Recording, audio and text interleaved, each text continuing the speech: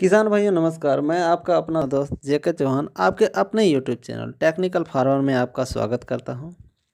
किसान भाइयों आज हम बात करने वाले हैं धान की खेती के बारे में। धान की जब बालियां निकलती हैं तो उस समय कौन सी सावधानियां बरतनी चाहिए, यानी कि क्या करना चाहिए और क्या नहीं करना चाहिए।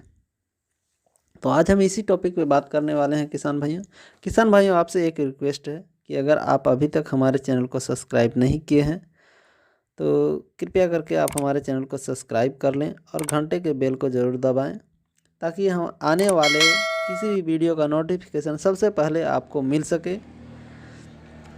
तो चलिए चलते हैं अपने टॉपिक की ओर। तो किसान भाइयों जब आपका धान ग्रोथ के प्रारंभिक अवस्था में होता है तब उस समय सबसे ज़्यादा ज़रूरत होती है नाइट्रोजन की, और यूरिया खाद में 46% नाइट्रोजन पाया जाता है। इस खाद को प्रारंभिक अवस्था में ही देना ठीक होता है, परंतु जब धान की बालियां निकलने लगती है तो उस समय यूरिया खाद नहीं देनी चाहिए, क्योंकि आप अगर ज़रूरत से ज़्यादा नाइट्रोजन का प्रयोग करते हैं तो इस प्रकार के रोग आपके धान में आने लगते हैं, जैसे फंगस, डिजीज, रस चूसक कीड़े आने लगते हैं। आप यूरिया का इस्तेमाल कर रहे हैं,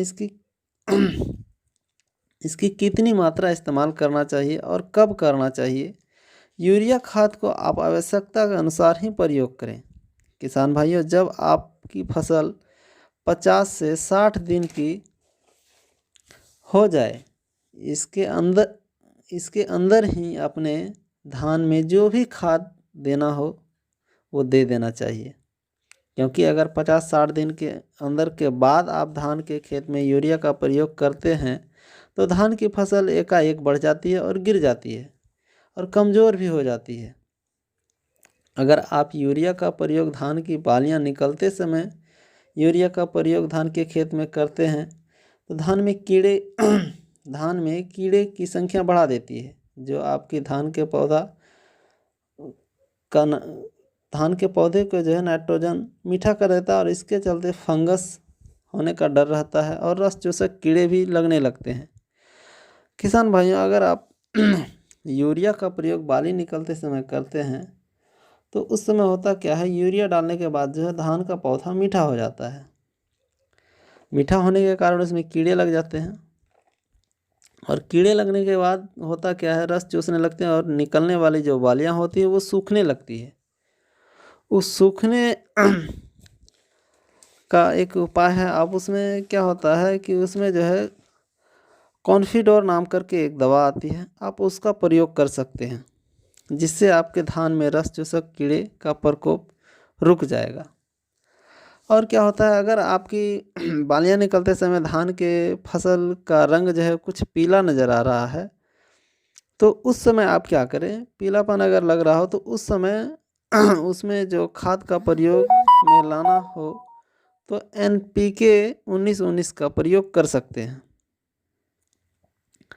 19-19 का प्रयोग करने के बाद क्या होगा, उसमें सारी मात्रा मिली होती है उस समय के लिए। या अगर आप NPK का प्रयोग नहीं करना चाहते हैं तो आप जिंक का प्रयोग कर सकते हैं, लेकिन बालियां निकलते समय यूरिया का प्रयोग ना ही करें तो अच्छे की बात है।